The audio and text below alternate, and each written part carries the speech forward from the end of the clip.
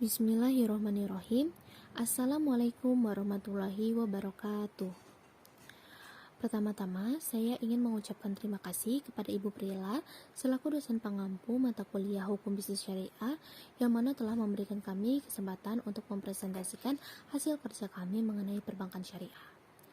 Sebelum kita masuk ke dalam pemaparan materi, izinkan saya untuk memperkenalkan diri terlebih dahulu.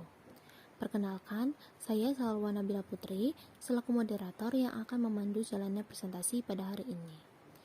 Saya di sini tidak sendiri, saya ditemani oleh kedua rekan saya, yakni ada Risman Sujatmiko dan juga Yusrina Haifani. Topik pembahasan yang akan kami bawakan pada pertemuan kali ini, yang pertama itu ada pengertian perbankan syariah. Yang kedua itu ada praktik perbankan syariah dalam masa Rasulullah SAW dan masa sesudahnya. Yang ketiga itu ada perkembangan perbankan syariah di dunia internasional. Yang keempat ada perkembangan perbankan syariah di Indonesia. Yang kelima ada prinsip perbankan syariah. Yang keenam ada akad-akad pada perbankan syariah. Yang ketujuh ada fatwa-fatwa perbankan syariah. Yang kedelapan ada perbedaan antara bank konvensional dengan bank syariah. Yang kesembilan ada perbedaan antara bunga dengan bagi hasil.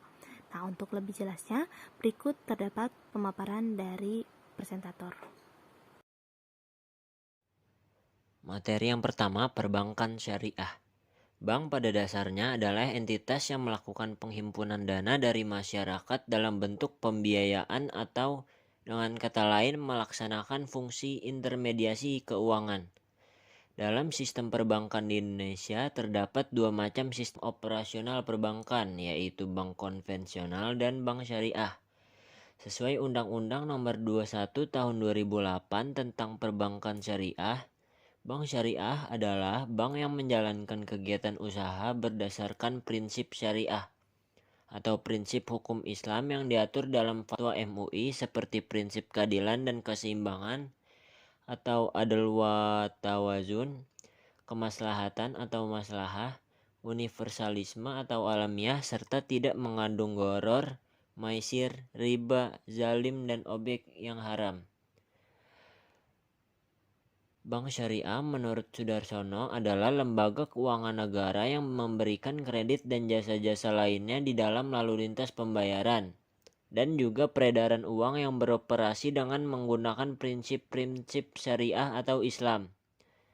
Sedangkan menurut Sheikh, bank syariah adalah suatu bentuk dari bank modern yang didasarkan pada hukum Islam yang dikembangkan pada abad pertengahan Islam dengan menggunakan konsep bagi resiko sebagai sistem utama dan meniadakan sistem keuangan yang didasarkan pada kepastian dan keuntungan yang telah ditentukan sebelumnya.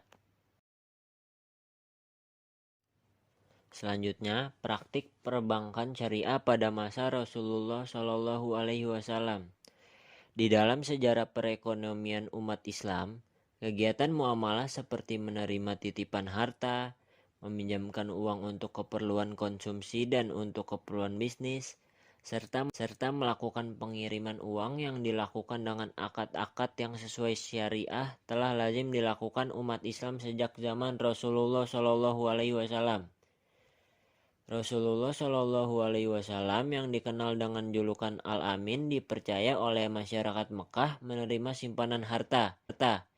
Sehingga pada saat terakhir sebelum hijrah ke Madinah, ia meminta Ali bin Abi Thalib radhiyallahu an untuk mengembalikan semua titipan itu kepada para pemiliknya. Seorang sahabat Rasulullah SAW, Zubair bin Al-Awwam radhiyallahu an, memilih tidak menerima titipan harta. Ia lebih suka menerimanya dalam bentuk pinjaman.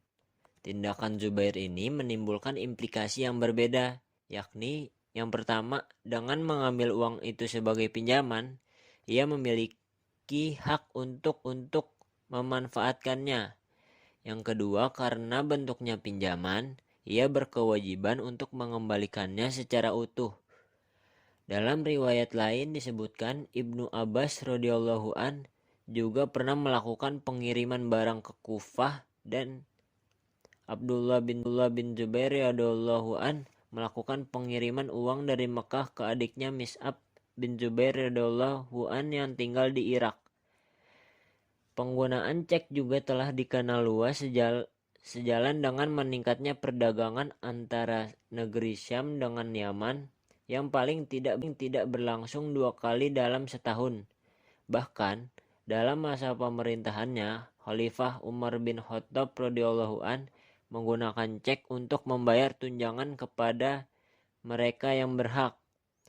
Dengan menggunakan cek ini, mereka mengambil gandum di Baitul Mal yang ketika itu diimpor dari Mesir. Di samping itu, pemberian modal untuk modal kerja berbasis bagi hasil seperti mudharabah, muzaraah, musaqah telah dikenal sejak awal di antara kaum Muhajirin dan kaum Ansor. Selanjutnya, praktik perbankan di zaman Bani Umayyah dan Bani Abbasiyah. Di zaman Rasulullah Shallallahu Alaihi Wasallam, fungsi perbankan biasanya dilakukan oleh satu orang yang hanya melakukan satu fungsi. Baru kemudian di zaman Bani Abbasiyah, ketiga fungsi perbankan dilakukan oleh satu individu. Fungsi-fungsi perbankan yang dilakukan oleh satu individu dalam sejarah Islam telah dikenal sejak zaman Abbasiyah. Perbankan mulai berkembang pesat ketika beredar banyak jenis mata uang pada zaman itu, sehingga perlu keahlian khusus untuk membedakan satu mata uang dengan mata uang lainnya. Hal ini diperlukan karena setiap mata uang memiliki kandungan logam mulia yang berlainan sehingga memiliki nilai yang berbeda pula. Orang yang mempunyai keahlian khusus itu disebut nakid, saraf, dan jihbis. Aktivitas ekonomi ini merupakan cikal bakal dari apa yang kita kenal sekarang sebagai penukaran uang atau money changer. Istilah jihbis itu sendiri mulai dikenal sejak zaman Khalifah Muawiyah yang sebenarnya dipinjam dari bahasa Persia, kahbat atau kihbut. Pada masa pemerintah Sasanid, istilah ini dipergunakan untuk orang yang ditugaskan mengumpulkan pajak tanah. Peranan bankir pada zaman Abbasiyah mulai populer pada pemerintahan Khalifah Muqtadir, yaitu pada tahun 908 sampai 932 Masehi. Pada saat itu hampir setiap wazir atau menteri mempunyai banker sendiri. Misalnya Ibnu Furat menunjuk Harun ibnu Imran dan Joseph ibnu Wahab menunjuk Ibrahim bin Yuhana. Bahkan Abdullah al-Baridi mempunyai 3 orang banker sekaligus, 2 orang beragama Yahudi dan 1 orang Kristen. Kemajuan praktik perbankan pada zaman itu ditandai dengan beredarnya sak atau cek dengan luas sebagai media pembayaran. Bahkan peranan bankir telah meliputi 3 aspek, yakni menerima deposit, menyalurkannya, dan mentransfer uang. Dalam hal yang terakhir ini, uang dapat ditransfer dari satu negeri ke negeri lainnya tanpa memindahkan fisik uang tersebut. Para money changer yang telah mendirikan kantor-kantor di banyak negeri telah memuai penggunaan cek sebagai media transfer uang dan kegiatan pembayaran lainnya. Dalam sejarah perbankan Islam adalah Syaf al-Daulah al-Hamdani yang tercatat sebagai orang yang pertama menerbitkan cek untuk keperluan clearing antara Baghdad atau Irak dan Aleppo atau Spanyol. Selanjutnya, praktik perbankan di Eropa. Dalam perkembangan berikutnya, kegiatan yang dilakukan oleh perorangan atau jihbis kemudian dilakukan oleh institusi yang saat ini dikenal dengan bank.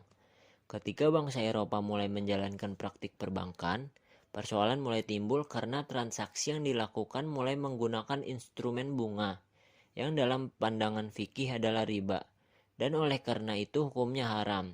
Transaksi berbasis bunga ini semakin merebak ketika Raja Henry VIII pada tahun 1545 membolehkan bunga, meskipun tetap mengharamkan riba, dengan syarat bunganya tidak boleh berlipat ganda. Setelah wafatnya Raja Henry VIII, ia digantikan oleh Raja Edward VI yang membatalkan kebolehan bunga uang. Namun hal ini tidak berlangsung lama. Ketika Raja Edward VI wafat, ia digantikan oleh Ratu Elizabeth I yang kembali memperbolehkan praktik pembungaan uang.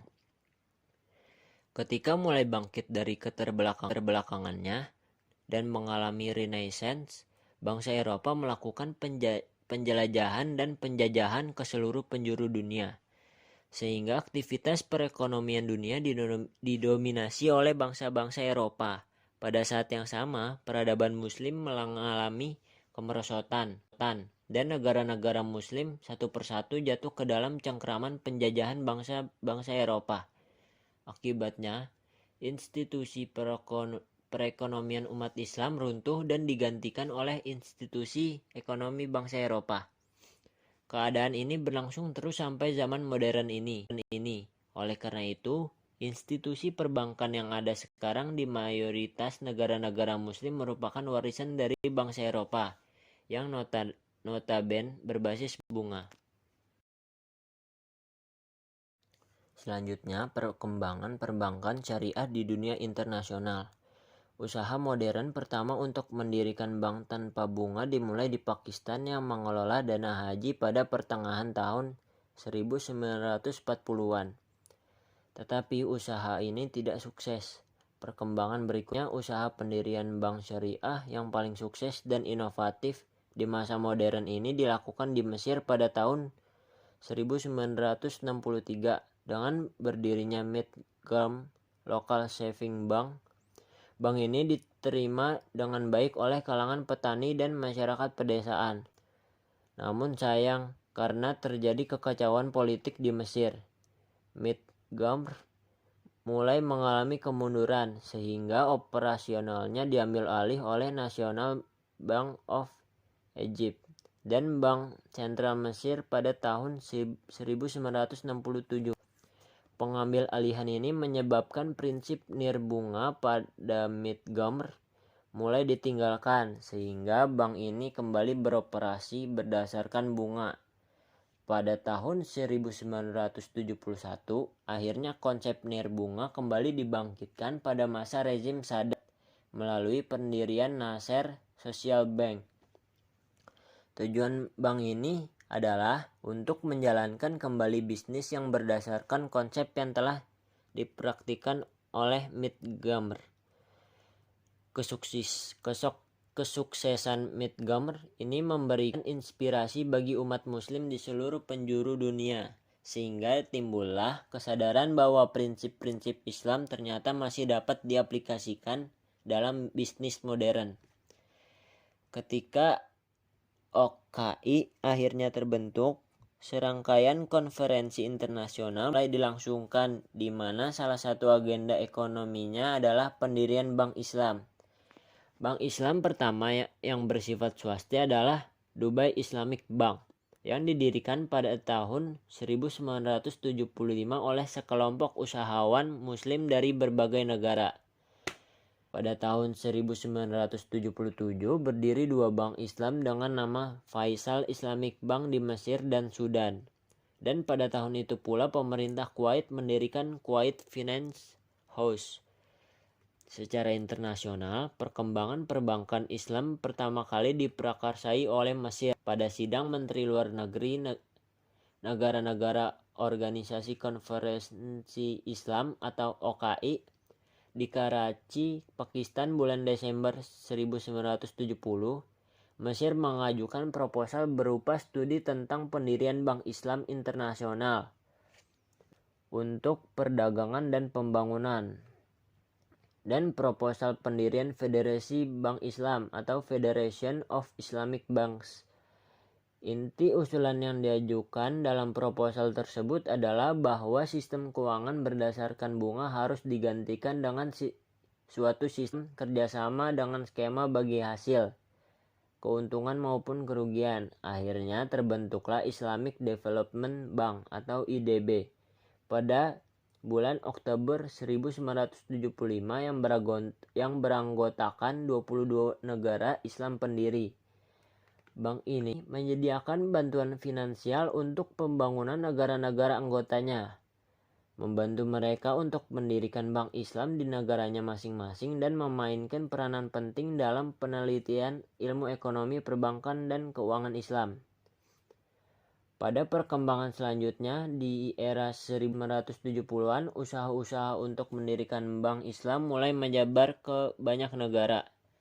Beberapa negara seperti di Pakistan, Iran, dan Sudan bahkan mengubah seluruh sistem keuangan di negara itu menjadi sistem nirbunga, sehingga semua lembaga keuangan di negara tersebut beroperasi tanpa menggunakan bunga.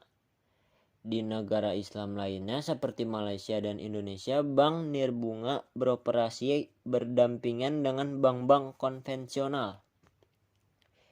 Kini, perbankan syariah telah mengalami perkembangan yang cukup pesat dan menyebar ke banyak negara, bahkan ke negara-negara barat seperti Denmark, Inggris, Australia, yang berlomba-lomba menjadi pusat keuangan Islam dunia atau Islamic Financial Hub, untuk membuka bank Islam dan Islamic Window agar dapat memberikan jasa-jasa perbankan yang sesuai dengan prinsip-prinsip syariah Islam.